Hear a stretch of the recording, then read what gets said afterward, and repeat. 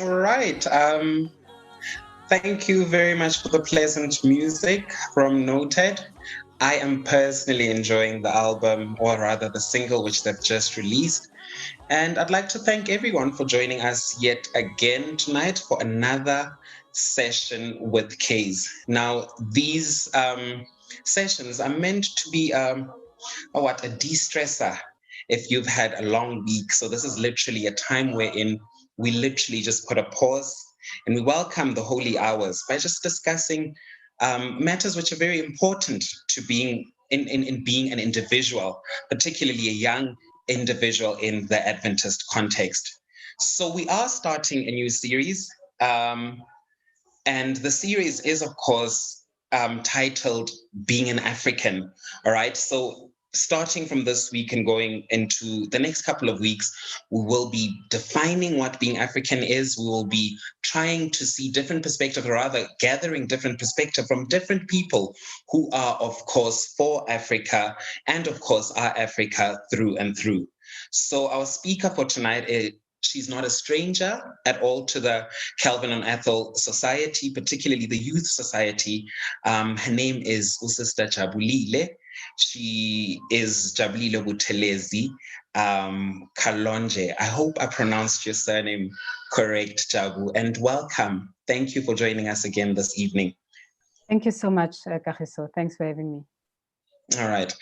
Before we start, I think it's proper and it's good for us to close our eyes and say a word of prayer. All right.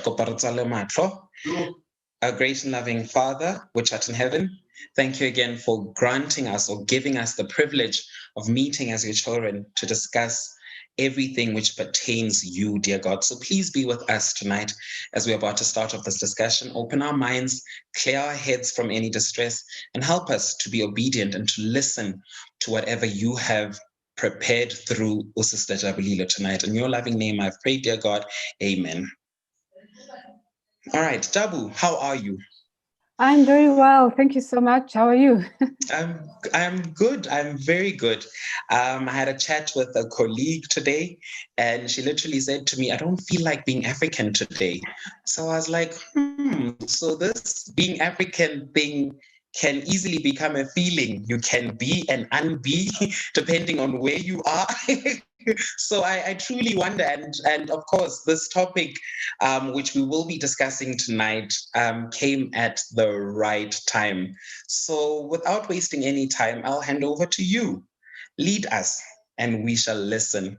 I encourage, if anybody has a question or wants to comment towards the end of the presentation, please just punch it into the chat section, and then we will address it at a later stage.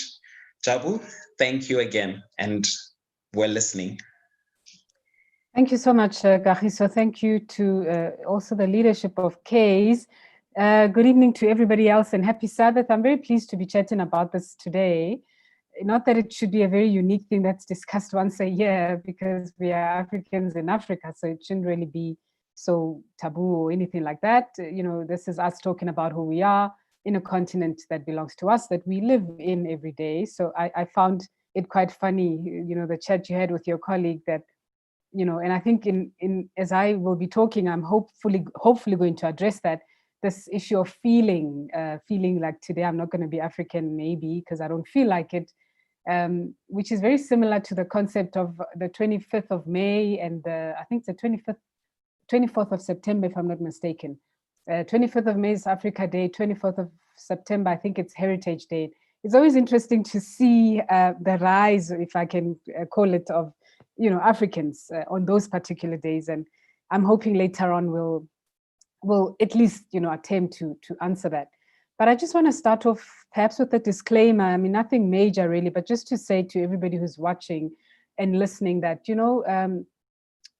the things I'm going to share today, I'm hoping that they will be a seed that I perhaps can plant in your minds that you can take on by yourself to further go sort of dig a little deeper into trying to understand them.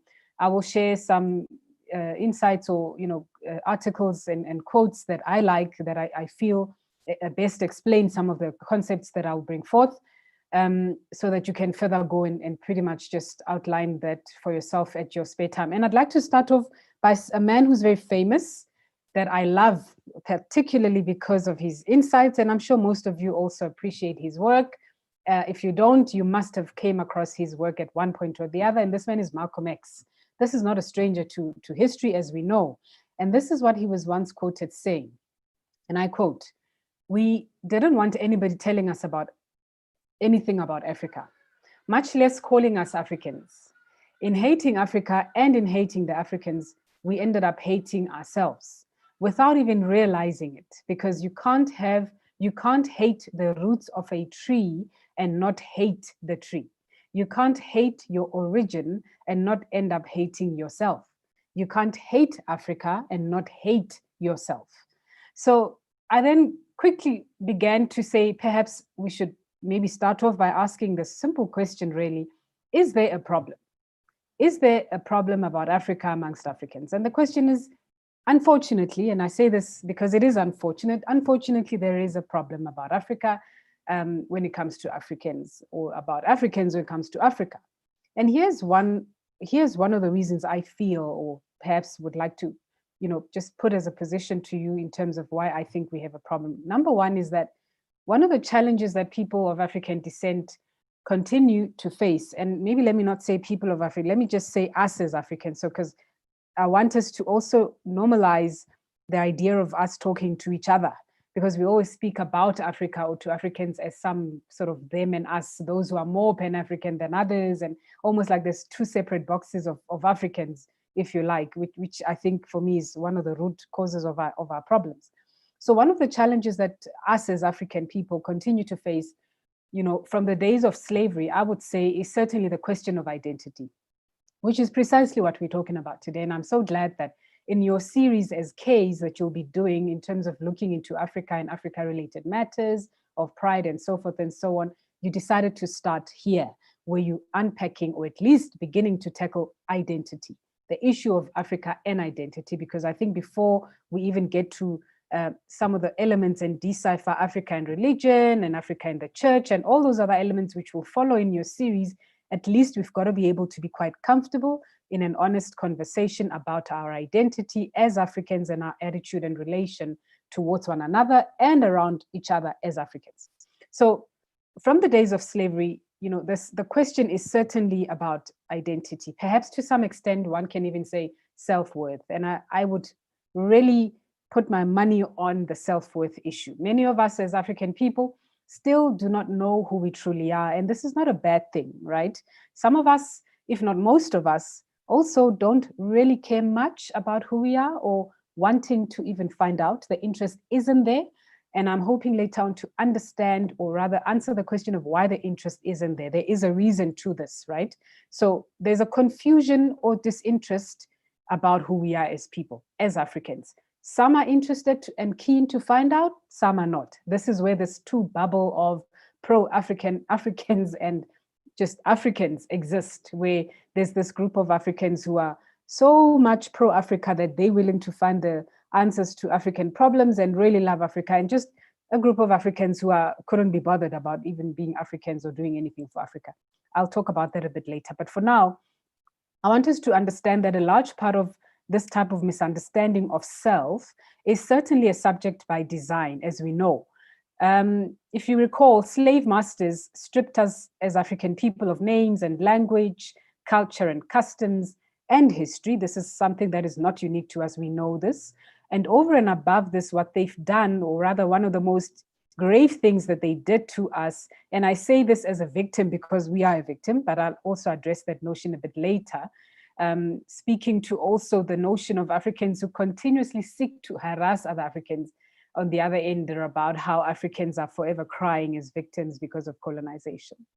But one of the facts at this point, before we move forward, perhaps as a premise to our discussion, is how Africa has always been depicted as a negative, substandard, incompetent, and a very dark place with no sense of value or any sense of greatness or potential of any sort, a place that is just filled with savages and cannibals and whatever else fascinates the ignorance of un-African people or anti-African people, which these kind of people, by the way, we have in our midst, in our circle of friends, we have even in our church, mind you, and many other familiar spaces that we relate to. So it's not a far-fetched thing, right? This is a reality that we know. Many generations of African people, even in the diaspora, like perhaps your Americas and Europes and the likes, truly believed that the removal of Africans from their homeland was a blessing. Now, I need you to listen to this carefully. As they were brought to the blessed land, for example, Holland or America or Europe, etc., as one of the Africans who truly upheld these beliefs that their removal from their homeland was a blessing, I actually want to give an example of a guy. I'm not sure if I'm pronouncing his name properly, but it's like Jacobus or Jacobus, not sure, but the surname is Kapitein, Jacobus Kapitein, who is Ghanaian. He was born in Ghana, and he was a Dutch Christian minister who probably was known to be the first sort of sub-Saharan Africans to study at a European university, and one of the first Africans to be ordained as a minister in the Dutch Reformed Church during the 1700s. He was one of those people, to a point that he even earned himself a title of a defender of slavery. So like Jacobus, this did not disappear. This type of notion and thinking didn't disappear then in his era, right? Post-colonization, fast forward to today, year 2020, most people of African descent amongst us again would agree that slavery, yes, was perhaps not a blessing to their ancestors. We agree on that. But most of us continue to perpetrate one of the cornerstones of slavery. This is now the stripping of our cultural identity as African people. We see it in various forms, like the impatience when it comes to the type of attitude that we come across in terms of people like your Barack Obama, the sons of Africa, who are comfortable, and you may have seen this, to tell African people to stop blaming colonization for their current problems, or perhaps the likes of our dear friend Thuli Madonsela, advocate, who perhaps proudly also just, is keen to let us African people, particularly Black people, and telling us that we should stop blaming apartheid for our problems and our current circumstances. Now, I'm not picking on these people. These are facts that are out there. These are things that they've tweeted, that they've said, and these are the notions that they've held, which caused a bit of, not necessarily tension, but perhaps took one to a point where you've got to rethink again and try to redetermine the people I'm talking about, those who are within our circles, who believe that whatever happened to Black people in Africa was perhaps something that was called for, that some would even go to an extent that God approved. And I like theologians, students, and those who are very rooted from a theological point of view, who can really dissect it further and talk about the correlation that people seek to make about how slavery was even endorsed by the Bible, or how people perpetrated slavery because they used the Bible as perhaps a base for that. But I'm not going to focus on that niche, because this is some of the things that will be covered on other series. I want us to just draw back to where we come from and what happened to us as African people. And I specifically and deliberately have taken up this refresher course, if I can say, just a small little fact of reminder, because the minute I start talking about our mindset, one has to really have appreciation of what happened to us, where do we come from? Then you will have context of why we are the way we are. So as African people, we have the richest and most diverse background, as we know, of any other ethnic groups, for example, in fact, more than any other person in this world, I'd like to believe. When we look at our historical roots, we can trace them to various kingdoms, such as the Songhai people, Mali, Asante, Congo, Benin, Oyo, Futa, Yalon, and Kuba, and so forth, and many others. Most African people in the Americas have a basic understanding of slavery, and some people don't like to hear this and what that entailed, meaning what slavery entailed. But our history is much more complex than this, right? Many of us trace the origins of our history to slavery, when slavery was actually a disruption of our history. So slavery, I argue, and I've heard a lot of people arguing that that is actually not our history. Slavery was essentially a disruption to our history. So Africa existed in its form, whatever form that was, and it was perfect. Slavery was a disruption to who we were and to our history. Nobody knows what could have happened or what could have become of Africa had slavery not happened. History, in fact, records that some African people were in no hurry to actually leave their homeland, of course, and some of the slaves even committed suicide, actually, in hopes that their spirits would return to Africa. So it can never be a good thing, right? And this is why perhaps notions of, I wouldn't say careless, because people are leaders in their own rights and have authority to speak on their views and sentiments. But these are some of the things that may cause a little bit of discomfort to African people when you have other Africans talking about, or rather dismissing, the effects and the lineage of slavery to a mere option of how African people can simply switch on a button and choose otherwise, or pretty much just act differently because they have that option, which they don't, right? I'm hoping to speak to that a little bit later. So I also want to talk about this attitude of denial amongst African people, or maybe not denial per se, but rejection. And I know rejection is a very strong word, but I want to use it deliberately because we have seen and heard people that we know very well rejecting Africa or rejecting Africanness, just the essence of things African. And I would often post on social media and talk about, if you do not like Africa, if you do not ascribe to African things, either as a Christian, just a normal, ordinary citizen of a country, then do not shape or tone and position Africa as problematic, as dark, as substandard, as mediocre, because it is not your first place of preference, or because you don't identify with it. Of course, this is from a personal, from a preference point of view. This is how I would inspire my friends. But this problem is much more deeper. The notion of rejection and denial of Africanism. I don't want to say Africanism because then it adds on spirituality and so forth. And I don't want to get into it that deep. Just the element of being an African, because this is who we are, right? We are African, we are in Africa. We cannot dispute that. We are African. When an African American, such as, for example, I want to make this example, and I'm sure you guys must have seen or heard about this, where maybe Whoopi Goldberg, for example, right, rejects the term African. They are in fact rejecting thousands of history of African, thousands of years rather of African and history, and reducing their historical understanding of their own identity to 200 years of slavery in America. So the term Africa, or African rather, is a term, I would say, I prefer to put it this way, of course, I can be corrected or engaged further on it. I would put it as a term that connects African Americans to a global community of people, or people of African descent, that are connected by a common history and a common experience, whether you are, in this instance, looking at the broader, of course, spectacle of African Americans and Africans in Jamaica, in Trinidad, from Ghana, Nigeria, or Kenya, or whatever. At some point, you have felt a sting of colonialism. Just as people from Haiti, Senegalese, have felt a sting of a French colonialism, just as people from Mozambique and Angola, who have felt or suffered some level of Portuguese colonialism. And just about every single group of African people in this world have experienced some form of racism in one form or the other. The experiences, of course, definitely do differ, but all people of African descent have been victimized, I would say, by racism and oppression in one form or the other. This is the historical fact of Africa and its people. These are things that have taken place. This is the narrative that history has recorded about Africa.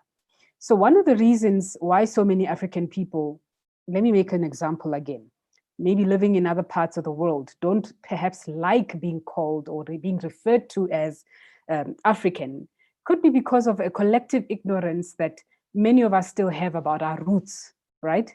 It can be a sore point sometimes, and why those roots are so important. Like when I started speaking, I mentioned understanding or lack of understanding of who we are. And not just the lack of understanding of who we are, but even when you do understand, or maybe you don't understand, lack of wanting to even find out. The interest is not there in most cases. I don't want to know about African roots. I'm not interested. I have heard millennials, Gen Zs, ask me, why are you so pro-African? Why do you like Pan-African? I'm actually against Pan-Africanism. Why is that? And I've had to answer, and try to explain my own decision of why I choose to be African. I don't choose to be African because I am. I was born here. So even if I didn't choose to be, I remain African. And at the end, there's a quote I will share that I close with that I truly love, that best describes people who seeks to always think they can run away from being African.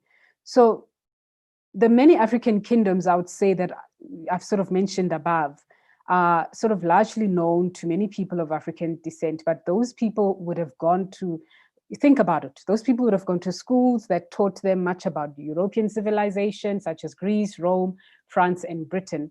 And when the education system is geared mostly towards European history and culture, and the media depictions of Africa are still largely negative or misinformed. This is perhaps one of the reasons why we are here today, why we had to even start off by saying African identity, because it is an issue. It could be that one of the channels that this is an issue in our lives today in modern Africa is because of how media has depicted Africa continuously for decades and decades, not just to the outer world, but to Africans themselves. This pains me, by the way. This pains me very much, because I'm not just talking about foreign media. I am even talking about media, African media itself. Which is no different to Africans who I mentioned earlier, who are in our circles, in our families, in our church, who are very much anti-Africa, but they are in Africa. And these are people we know. These are problematic mindsets I personally wish to address or challenge, so that we can collectively begin to pull forward in one direction. Not because a few bunch of African-loving folks believe this is the right thing to do, but at the end, there's something I share about why it's important for Africans to actually stand together and pull together as in one accord. So it's easy to understand why many people of African descent would look down on their own sort of roots negatively. You cannot say you blame them. They may irritate you because of this, but what can you do, right? What can you do when you have grown up in an environment that has repeatedly told you that what you belong to or what you align with in terms of your roots as an African is mediocre, it is cheap, it is substandard, it is dark, this is why we even have issues right now when an African woman rises to leadership, or an African man rises to leadership that is a significant role somewhere on a global scale. It is such a big, big noise, because for some reason we do not understand the fundamental potential and capacity that Africa itself has, because history has told us that Africa is not capable. So when one pulls through the ranks and somehow pushes through the roof, it's still such a bizarre thing. And the way we celebrate is really, it's quite funny, really, if you think of it, because this should be pretty normal, because we are quite capacitated like anybody else in the world to do anything. But all these small little things come from elements of the mentality that we constantly ignore and disregard, that we perpetuate in our homes, in secret, without cameras, without Zoom calls, when nobody hears us, but within our home. We talk about Africa in a way that is not necessarily as positive or favorable, and our children are listening to us, and they too get to understand and see Africa the way we depict to them. So it's not the media's fault only. We certainly have a role to play in terms of how we ourselves have perpetuated how we see ourselves. And this is why the world itself always does not take us seriously, because they feel that we don't even have confidence in ourselves. If we fail to even acknowledge our historical legacy, not to acknowledge it because we want to dwell in it, but to acknowledge it so that it can help us understand why we are the way we are and how we can begin to dismantle some of the socioeconomic ills that are holding us back because or subject to the kind of history that we've had. So let me cut off on that first portion, right? I want to try and attempt answering a question of what makes us African, right? This is a very interesting thing. Everybody, I ask myself in the mirror as well. So I'm African. What makes me African? Is it because we have a natural rhythm when we dance? That's so natural. We can just dance to any song any minute. What exactly is it about? Is it because I am an African hybrid, born of a Malawian mom to a Zulu dad? Why am I African? What makes me African? So what is the definition and the confines of this I am an African story that Thabo Mbeki even has in a poem, in a beautiful poem that he's known for. So I don't want to also generalize when I talk about Africa, right? As we know, this may not have been our fault, but we are quite divided. We were divided. This was deliberate and it wasn't done by us. So by virtue of that, or subject to this work that happened, we have different cultures and different people because of this segregation that took place into the Africa that we have now, that we live in now, of which was not our fault, that we did it that way in terms of segregating into different spaces and borders and stuff. But then so this is our birthplace. What makes it our birthplace? Because we're born here. In fact, Robert Sobukwe even alludes to this for those who follow the political, social stuff and quotes of those authors. I like the question that was in the poster that you guys shared this week. It answered questions like, it asked questions rather. Am I African because of the color of my skin, or is it my hair? Is it because of how I speak? Is it because of the measure of love that I have in my heart for Africa? And I really do not want to dwell into the, sort of details and aesthetics of the look and feel of an African, because believe me, that's a topic on its own for another day. But just to give you a hint of some of the things that are very backward when it comes to us as African people is how we begin to debate about minute things like, I am slightly darker, meaning I've got more melanin than a slightly lighter person who is an African who lives here and is African.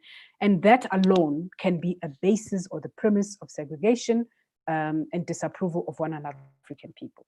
These are things I personally feel before we begin to go and try to attempt to talk about African trade and one passport for Africa and African unity and dressing up in our cultural rich diversity and heritage. We are rather being quite hypocritical about things if we know that how we see each other is problematic. So I think these are some of the things we can begin to attempt answering to. Being an African has nothing to do with me being darker than you. Being African has nothing to do because I have locks and somebody has a chiscob. In fact, just quickly, let me park on this one a little bit because it is an issue, because people do, especially young people, those who are listening, I'm hoping once and for all we can iron this out, that the issue about hair is really never about hair. It was never even about hair. And I once wrote an article for the Sowetan newspaper about this a while ago, about how it is never about hair. The debate is much more deeper than that. So perhaps being African could mean that you are aware of the issues facing Africa, but you're not letting those issues consume your soul, whether you're living in America or Europe or Holland or wherever, or in Africa itself. Your roots are in Africa and your rich cultural heritage is embedded in African soil. So the facts are that, and I always tell this to my anti-African friends, it's so funny because I call them anti-African, but they're African. Of course, I do this out of jest to tease them. Imagine being called anti-African as an African. It's crazy. But being an African is who you are. You cannot run away from being African. And again, I want to quote a political activist whom we all know, who I know for a fact that we have read his work one way or the other. Steve Biko once outlined this notion quite eloquently in one of his quotes. And he said, being Black is not a matter of pigmentation. And I want to take this as an assimilation of what I'm trying to say, or sort of link with Africanness. Being Black is not a matter of pigmentation, but a reflection of attitude. and I'd like to even take it further and say mental attitude, right? So racial injustice continues to bruise us today. And one sees this in the anger and the trigger that we feel each time as African people, each time Clicks or Dove or some other product gets an advertorial wording wrong that offends us. And then we feel as an African child, as African people that, or perhaps before I even go there, when an African child is refused entry into a particular school, or they are accepted, but when they get into a school, their hair is an issue and it's a problem. We see it even in corporate SA, how it's not easy. It's not such an easy road. Differences and experiences are different for many people, but we know corporate SA still has a very long way to go in this regard when it comes to African people. We even see it in our society with the social disconnect that constantly reveals itself. Each day we are faced with a difference of opinions. Like I said, I want to just allude to issues like xenophobia, which I will not get into because it's another segment on its own, but just to give a hint of the social disconnect I talk about as African people that constantly erupts. It's not a once-off thing. It comes, it goes, it comes back again because it really affects the fundamental nature of our fiber, of how we feel about each other. Of course, there's quite serious issues of inequality that must be taken care of. As we have repeatedly said, there's minor issues that don't have nothing to do with other people. But in a nutshell, you see the disconnect amongst us as Africans with issues like this. So Steve Biko also mentioned something that is quite interesting that I just wish I want to share before I share this next point, is that Black consciousness is, in essence, the realization of Black people and their need to rally together as brothers and sisters around a cause of their own oppression. Now, I want to ask people watching us this evening, perhaps instead of us asking, what makes me African? Shouldn't we perhaps be asking about what will it take for us as African people to rally together around the very elements that continue to threaten us, that have kept us under oppression, even post our history of colonization? How do we then respond and relate to other African brothers and sisters who comfortably and boldly tell us that we need to get over it? In a nutshell, to summarize what Barack Obama and Yotuli Madonselas feel, what do we do? How do we relate to them? How do we respond and fight them? How do we engage them? Because they represent a significant amount of not just the following, but they can influence young minds, right? And we're trying to teach young minds about African identity. And why is it important to understand your African identity? Because you're African. There's no other reason. You need to understand who you are because it's who you are. You can't run away from who you are. You may not want anything to do with Africa, but you are an African. It reminds me of a writer who once said, I will be an African, I am an African, now and forevermore. You cannot be anything else. You may live in Europe, but you'll be African.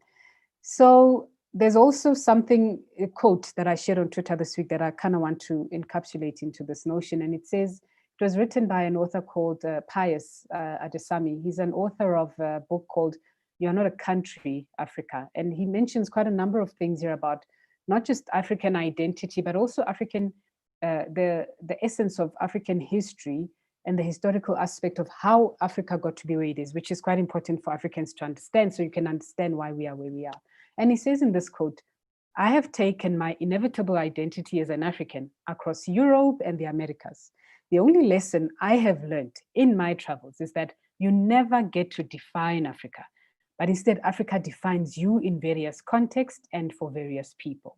And I think I'll leave it here for now as a little seed perhaps that I can plant in some of us to say, can we accept the fact that when our hair is being targeted or when we are offended by a certain corporate space that doesn't have inclusivity for us as African people or doesn't really value our Africanness as much as we'd love to do, why is it that we are still in a culture that is struggling with that type of transformation, yet we are in Africa? So how can Africans feel so misplaced and misunderstood in Africa? Even more so, if I could bring it closer to home, why is it that we belong to churches and we are comfortable in churches that continue to raise red flags of anti-Africanness, churches in townships that have African people, but continue to spread hate speech, if I can call it that way, of segregation, who are even silent when xenophobia erupts. They don't even say anything. How do we tackle, as millennials, perhaps, the attitude of navigating around churches who feel no need to join into this African song of African people? Because I always say, you are South African. South Africa is in Africa. If there's an issue in Nigeria or there's an issue somewhere else, you are not forced to be in solidarity. Social justice is never a force. You just need your understanding to perhaps look at the issues of why that erupted and understand that at any given moment, it could be you on this other side. I don't want to get into social justice because, again, elements of solidarity differ for various people as they are deeply embedded to what we hold as various belief systems. But I perhaps want to pose this challenge of the hair issue is not about hair. If clicks bothers us about hair because somebody wrote that our hair is not nice or good enough, the issue is not with us African people to be fighting each other or trying to even fight the products off their shelves. The issue is what we can do as African people to perhaps ensure safe spaces for us that can accommodate who we are as African people and also accommodate our needs without necessarily having to deal with the offense.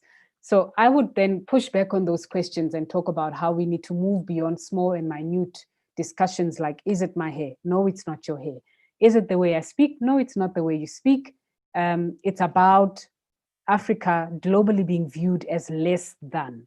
And how can you as an individual in your corner make sure that you participate in contributing positively to that narrative of Africa being less than? Allow me to leave it here for now. Maybe I can explore some more during the Q&A.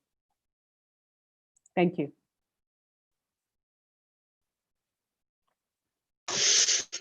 All right. I have not received any questions as yet, nothing in our chat. But look, this thing, you keep on saying that Africa is not about my hair. All right.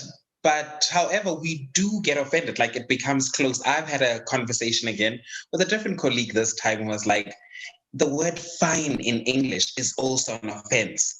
But you don't see us chanting and closing down stores. And for me, it really made me wonder then, number one, why are you comfortable to even come to me and have that discussion with me? Well, because clearly it's not big of a deal to you. And this is obviously somebody of a different color, or not even opposing, but a different color, yes. And then that's number one. And then number two, again, within ourselves, it's something you have spoken about and it's something you have covered. But I find that even within ourselves, in our circles, it will become a debate which has no conclusion, which has no end. And again, we'll end it off with saying, okay, sharp, Samaya, go your way and I'll go mine. Stick with your opinions and I'll stick with mine. So it has been a thing which triggers me, Jore. Then where are we? Am I being too African for my African friends? Am I overlooking things, or am I looking into things in a very aggressive manner? Or actually, which trail or which bus should I get into? Should I get into the train here, Julius Malema? Yes, we're African. Let's be aggro about it. Let us make it a big deal. Or should I just then, brush it off and see it as a case study? So I don't know. Do you maybe want to elaborate on that point or take it or stretch it a little bit further for us? Yeah. So I also want us to be honest about some of the problems that we have as African people amongst ourselves, like how we relate to issues of tribalism. And it's not just within the context of South Africa. South Africa is a small pond, Africa is massive, it's a continent. But the same element applies. And I want us to focus more rather perhaps on a broader scale. So let's take an aerial view of Africa. Why is it that, Ghanaians, for example, have an issue with Kenyans? Why is it that Ugandans have an issue with Congolese people? Or why is it that South Africans have an issue with Nigeria? Of course, I'm not saying this is what happens, but we do have elements that we are very much privy to of this type of thing that happens, where South Africa is not the only person that's always screaming xenophobia. We have some parts of the continent where, there's been evidence of folks being chased out because they were only given a particular time to stay and they overstayed and they had to move. Of course, we take the cup, in my view, of course, it's my personal view of South Africa, we take the cup when it comes to... Sorry, Jabu, just to add on to that, even with us, why is it that a Xhosa-speaking person will then be treated differently than a Zulu-speaking person? Take it, bring it here into our context that, okay, it's not in Africa, but in South Africa, why is it that we still can't drink from the same cup? Of course, forgetting COVID, but why is it that we can't share the same dinner table within our circles as well? It's a big deal. Yeah, I love that question, and I'm going to get to it. So we have an aerial view of Africa and the kind of tribalism that exists even there. Nothing unique. You come to South Africa, we've got the same problems. And that's why I said even we perhaps even take the cup, but we're not the only ones, right? But I'm going to speak to a South African situation. We have the same thing in Rwanda. We've got two different ethnic groups that are at war with each other. But these are not, so these are examples, right, that are realities. But I want us to look beyond that. We have issues even in South Africa as South African people where, you know, a particular tribe would feel that it's more superior than the other. And I don't know if, for those who care really to sort of challenge themselves, you go through to social media, very often I would post this, that Happy Heritage Day, remember no tribe or culture is superior than the other. This is almost like a broken record, something that you constantly need to teach other people, or remind rather, because you're not, you know, a teacher, but remind other people, because this is so critical to our social fiber of who we are as a people. It doesn't just affect the South African context, but it affects our very essence of who we are as people in Africa, across Africa. And why is this important? For people who have come from such a disadvantaged historical sort of reality of less, of deprivation, of abuse, of constantly being told you are less than and being treated as less than, and therefore leading a life where you've believed that you are less than, it does a lot of things to bruise you. So I do understand and appreciate the fact of how African people are bruised. And this is why clicks, a simple clicks ad can bruise us. It's a trigger, because it's not, at some point I even said, it's not about clicks, because they will fix it, right? It's not about clicks, they'll fix it, they'll apologize, we'll forget about them, we still walk into clicks, we still go by, right? But it's about, how do we get to heal as African people? How do we get to, number one, heal from what happened to us? This is why statements like Africans must get over colonizations are problematic. This is why a statement like Black people must get over apartheid is problematic. You do not wake up to switch on a button that said, I'm over apartheid, advantaged today as a Black millennial living in South Africa 2020. It is not a button.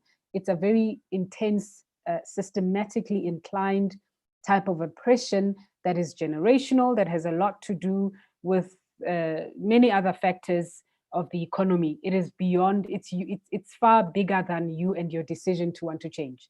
And we've got to be able to appreciate some of the elements of the kind of society that African people come from, or even South African people come from in our context with apartheid, which is not different to Rwanda, for example, with genocide. But look at the kind of resolve that Rwandans made even post their genocide, despite the causes and everything. Look at the resolve of what how they were able to emerge beyond that. So I would say we may constantly have issues of tribalism amongst each other, but if we are going to talk about a progressive Africa, if we're going to talk about advancing each other as African people, we need to start having honest conversations about, what are we doing wrong? Why are we speaking ill about African people, which is us? Why are we always positioning a lesser light to Africanness and who we are? Why is it that folks who are Pan-African or pro-Africa are teased and labeled, and there's a stigma with them as being siding with Amakwerekwer, or siding with things that have nothing to do with their country? Where does this understanding come from? And as a Christian young person, how do you then link who you are as a person who has chosen God who is just versus the person you are in society who is blindly supporting or rallying behind segregations of African people, even as an African? So that's what I'm saying. It's about what each one teach one type of mindset. It's about you understanding what can I do to change the problem. And I'm a huge fan of influencing narratives. We take narratives for granted, but if you want to change a society or shape a society, in fact, Ben Okri, one of my favorite writers, has said this: if you want to change or control a society, just change what you write, change the narrative, influence it. You don't even need to change it, just influence the narrative. Whoever reads it, whoever internalizes it, you certainly will be making an influence. What are we doing to our own narratives? So these are the realities we have of this tribe or culture being superior than that one. In that discourse, what do? How do we share the narratives around who we are as people? That's why I said earlier, how do we respond to people like Barack Obama and Thuli Madonsela? We can't fight them. They're Africans, right? African daughter, son of Africa, and all of those nice words. But they're positioning narratives that could be harmful. Or is it building? How do we engage them? Because one way or the other, the young generation coming up is learning and listening. And one thing for sure is that Africa in its own richness is not incapacitated. The very reason that Africa is incapacitated is because Africa is actually a victim. Yes, you can emerge from being a victim, but from that, you've got to heal first. What are we doing to heal? I say we need to start with our narratives. Our narratives are what shapes us. Our narratives is what will remain even when we are no longer here. What are we documenting about our current modern understanding of Africa? Ethiopia and Ghana, for me, remain the most basic, most remarkable examples of what African people can do, no matter what you face, from a socio-economic point of view, or perhaps post a political disaster that almost broke you, or perhaps did break you as a nation, but you come out of that with a resolve that becomes quite a beacon of hope. We are being looked upon across the African continent as South Africa is having the most incredible institution, or I mean, what's this, constitution. They admire us. They admire that, I suppose, because it's inclusive and all of these nice things elements that they point out of our constitution. But we're the same, nation that just came out of apartheid that people admired. We didn't come out of it alone. We had plenty of people from across the African continent who were helping us. This is the history we know. We also have issues with our church, where the church we even belong to, some of us, was a little problematic, perhaps for another segment, where we're talking about apartheid, and we had issues with how our very church even cushioned the era of apartheid as an institution.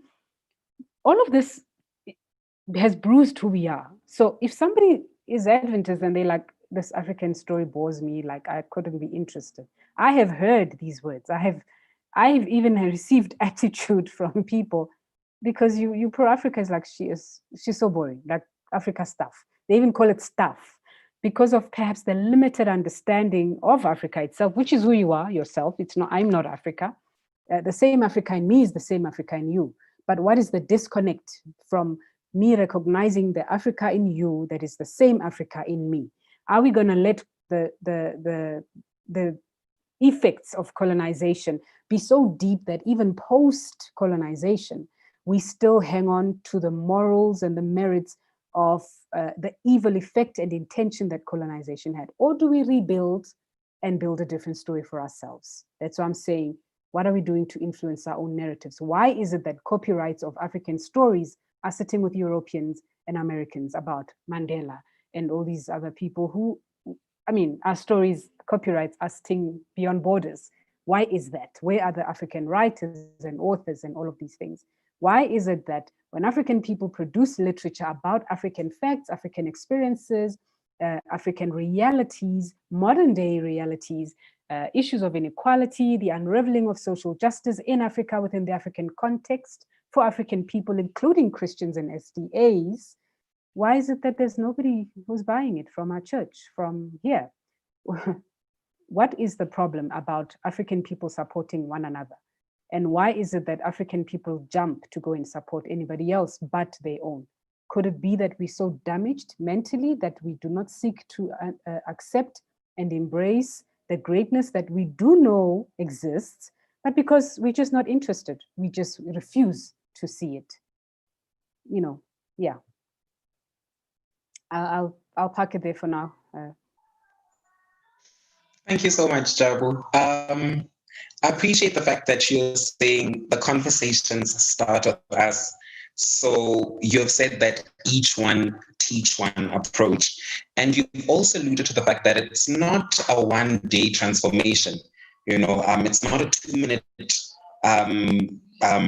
transformation moment where all of a sudden you will then be pro-African and you will want to buy African or whatever. It is literally a process which will take time with different influences. But I love the fact that you are driving to the idea that it begins with us. If we truly want to become pro-African, then we should have these conversations and we should have them casually. It shouldn't really be about one particular day or the series which the Calvin Youth is currently running. It should literally be something which we all speak about. It shouldn't be something which is an event at any point, right? You also mentioned the fact, or rather, I'm actually on your Twitter page now, and I am interested in your biography. So you have said that you are for Africa, and you alluded to the different faculties which we have of being human, the academic point of view, the social element thereof, and of course, the spiritual element thereof. I don't know if you want to quickly close off this conversation by giving us your stance and your point of view and what you see in the near future about Africa and particularly about South Africa and more importantly about the Adventist Church. Is this a conversation which will die out in the next couple of years, or are we still going to have the process of unfolding it and actually seeing a transformed Adventist Church in the near future? Well, I certainly hope that it's not a conversation that dies out. I really hope so. If anything, for everybody in this call, they have an obligation, unfortunately, by default of them having been part of this call, to just carry on this. It has to go beyond here. It cannot die, and I'll tell you why. For simple reasons. And the first one is we have young people in South Africa within our church who are asking about their blackness, and they are asking a lot of questions about identity, and they want to understand this Africa. Being African and being pro-African has nothing to do with a head wrap. We really need to move beyond such minute discussions. A head wrap is a head wrap. There's absolutely nothing more to it. You want to wear a head wrap? Wear a head wrap. You want to have locks or natural hair, or you want to do a cheese-cop? That is a choice and preference of hair. That is not a definition of African or non-African. So these are minute things, right? But at least the understanding, fundamental understanding should be that we know we don't have silk hair that is long and silky and all. We know that. Our hair is not like that, right? But however we choose to wear our hair is a choice. And we cannot also define each other based on hair. We can't. It's a very small scale, a little small spectacle to try and define Africa and who we are and what we're capable of. So we cannot stop having discussions like this. Because number one, we've got to ensure that the next generation of young people, I say Africans, understand a sense of pride that they should have, which I believe they're beginning to get slowly, but at least they're getting there. Because there's a few people trying to depict this positivity about Africa. Yes, we don't have many lights. That's not our issue. People steal from us. That's why there's no lights and energy in our continent. It's a dark continent because some countries steal from Africa. That's why it's dark. These are some of the social justice issues that are a myriad of why Africa is the way it is. It is not because we are victims and people must feel sorry for us forever and ever. These are facts. As we are having this conversation now, we know what is happening in the extractive industry across Africa, in Malawi, in Zambia, mostly in Malawi and Zambia and Tanzania when it comes to mines and what happens in the Congo, when it comes to certain products that are needed for cell phones, we know. It's almost like a beautiful map of disruption and sadness. You just need to put a point to any particular country in our continent, and you'll be able to know who's stealing what where. These things trigger us. You may think it's far-fetched, but it's not, because it affects the livelihood and the progression and development of Africa over the long run. It is a problem, but what's going to solve this? We need African people. And I always say, people think being an African has nothing to do with the church. So then why are we going to church? I am an African person. I am a person of African descent. I am Seventh-day Adventist. On Sabbath, I go to church. When I go to church on a Sabbath day, I am not some European Jabu. I am Jabu, the African, who is always me every day. On this day, however, it is my day of worship. I am still the same me. Why do I believe that the God of the Sabbath somehow needs me to change who I am so he can hear my prayer fast or differently? And that if I am coming to him with my Africanness that he himself gave to me, he doesn't hear me or doesn't recognize me. These are things that have bruised African people's mentality because we've always been positioned to think we are subservient beings. And we are not. Perhaps we were during the apartheid eras, our forefathers were, but we are not our forefathers. There is no race that is superior than the other. African people are not lesser people or subservient people that should go around bowing down to everybody else. We've got to be able to stand up in our own pride, stand up in who we are, because we are already that. The issue is that we're not rising up to it. Perhaps for those who are pro-African, like me, that is the frustration. I don't know how many prayers I need to do, so please God help us African people realize what we have. It's there. It's not anything we need to go seek anywhere else. It's there. We just need to rise to the occasion of embracing it, because the minute we do that, we can even influence our church in terms of the stereotypes that believe that we cannot bring our Africanness in the church. If I come with a certain particular outfit in the church, I am so much of a sinner and God doesn't even see me. He won't even tick the fact that I was present on Sabbath because I wore some cloth. But if I came with some European two-piece, those, like hair, are minute issues, because if you understood who you are and what you stand for as an African in Africa, we wouldn't even be discussing African clothing in Africa for African people. You can even hear how ridiculous that is. So because we've got such critical socioeconomic things to deal with that affect a generation that we have to give off to when we leave or when we move forward, we can't be dwelling on such small things. We've got to be able to do the work that fast tracks capacitating the younger generation so that they get to build something. We don't have much to build from. There wasn't much reference because, we're literally scraping from what's left, but it's about reclaiming. It's about reclaiming what's already there, and that's ours. So a lot has been taken out, but start reclaiming what's there, and the rest, I think, will start coming as we push on. But you've got to have the pride and the love of being African first. You cannot hate yourself and say, these African things bore me. To me, those type of statements are problematic. It might be a joke, it might be a small thing, but it's not, because this is what you believe, and there's the kind of aura that you exude out there, that African things are boring. What are African things? You are in Africa. Why would we even have African things in Africa? It's Africa, so everything is African. We are in Africa. It's great to belong to a global community, of course, and we want to enjoy the privilege of a westernized world and the privileges that come with that global stage, which is great because the world is huge. The world is not just Africa. But you cannot deny who we are. And wherever you go, you cannot not love or do something about where you come from. This, for me, is a basic principle of caring and having compassion, which I think is deeply rooted within the fruits of the Spirit in the Bible, having compassion and a sense of care and kindness to your roots. You can't say, I'm living in America and I couldn't be bothered about what's happening in there. So it's important for us to fix these type of small little talks. It's like self-talk that's harmful. These talks are harmful. And such discussions must begin to challenge us on, we need to start being deliberate. If you're going to talk about Africa, please make sure it's good. Of course, if there's ill, speak out on it and count that ill, because it's called tough love, I say. Doesn't mean because I love you, I'm not going to correct you if you're wrong. I'll be on your case perhaps even more precisely because I love you. And this is why we are always hampering about Africa. But the same even with our church. Forget the historical legacy, which is unfortunate, of how we behaved around apartheid era. We are here now. Why are we demonizing African things, as we call them? And what is it going to take for us to be the kind of church that is just a church, that is all inclusive, and that doesn't treat people who come from outside as we would? So I'm not sure which side and where the door actually is and what kind of door this is, but as we say, people from outside to truly feel like they're from outside. I say that I could be politically incorrect and I don't want to offend anybody.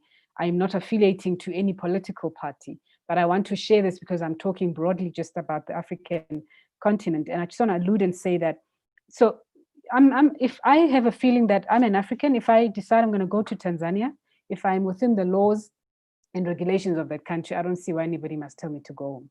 I'm okay with the government of Tanzania. Why should I go home? So we need to fix our talks, small talks. And I think our church must be the first hub of us cushioning people. If there's xenophobia, the last place the xenophobia should not be in the church. Like that's the last place you want to find xenophobia. And xenophobia comes out in different ways, where we laugh at someone who's South African coming with a Nigerian hat, or think, where did you buy it? It's so odd. It's not odd. He's South African wearing a Nigerian attire. It's Africa. Let's normalize being African in Africa. Thank you so much, Jabu.